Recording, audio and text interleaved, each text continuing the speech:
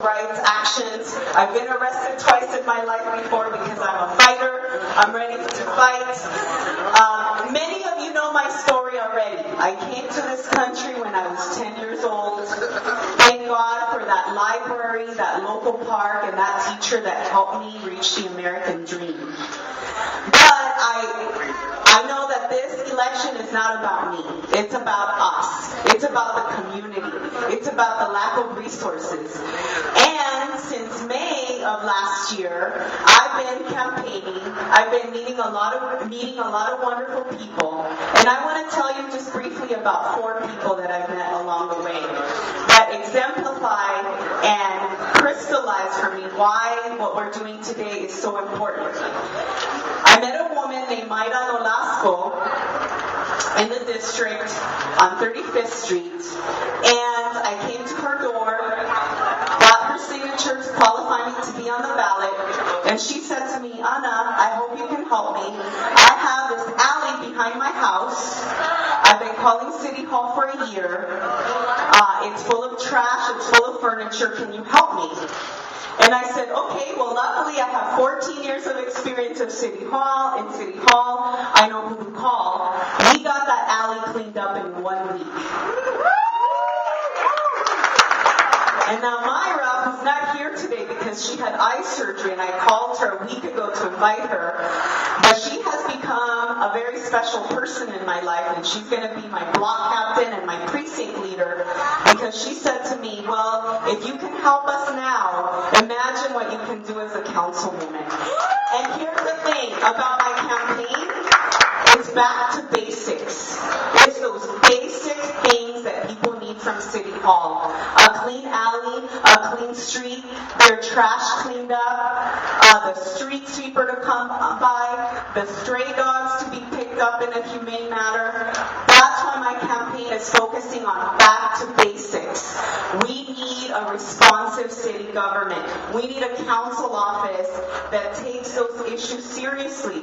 But back to basics, not just from developers in downtown, but from the people who really need it the most, because that clean alley has made a huge difference in the entire neighborhood, not just for this one homeowner.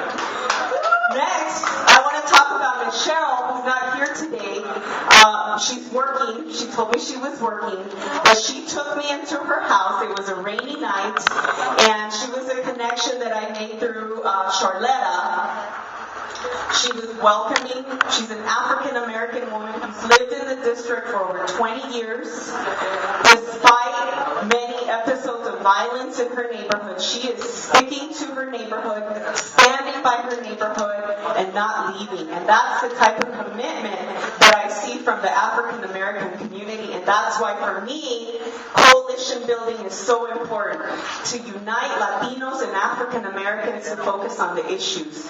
And one of the things she told me is, Anna, let's make sure that the LAPD focuses on prevention and intervention and not suppression. Because sometimes our young people get stopped, and it's because of their color of their skin, because they're African American, because they're Latino. And so I made a commitment to her to work with the community, to work with the LAPD, to make sure that our police force is responsive to the community, that we don't just focus on suppression, but we focus on intervention and prevention. Next, I want to talk about my family. Wendy is here. Wendy and her family have lived in the district for over 20 years. They went to Budlong Elementary, John Muir Middle School. Wendy and her sister. And early on, I sat down with them and I said, well, tell me what you think. What do you think? Should I run for office? And they said, yes, because we need you. Because we need education reform. We need our schools to be better. My classmates want better teachers.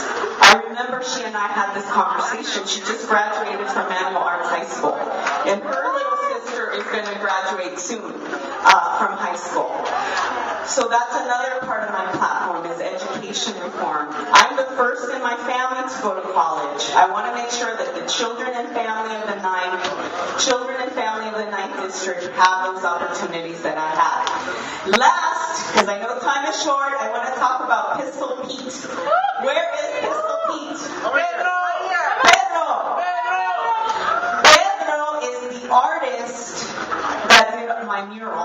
He's a local guy. He dropped out of high school, but he taught himself how to do the art. And he said, Ana, the young people of the 9th District are disengaged and disenfranchised. All they want to do is party, do drugs, chase girls. But you know what we need? We need jobs. That's what he said to me. And he is an amazing artist, and he will be super duper famous someday. And I have so much faith in him. So thank you for helping us out.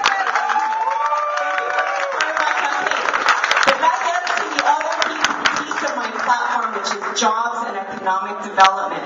That's what we need. I need your help.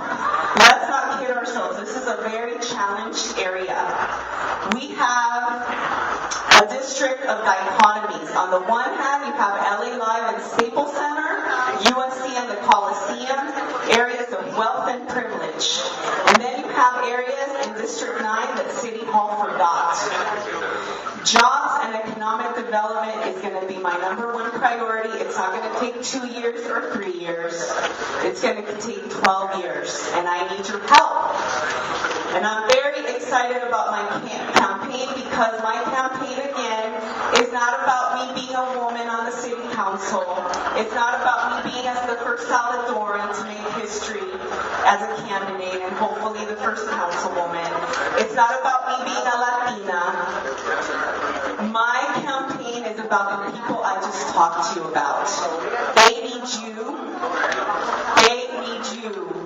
And I need you to help me get elected so we can make a difference for them. So that this district can get its fair share of resources, can get the education it needs, can get the jobs that it needs.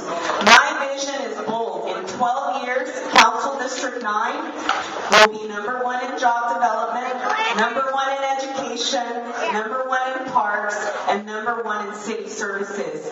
¿Sí se puede? Will you help me? Muchas gracias a todos. Gracias.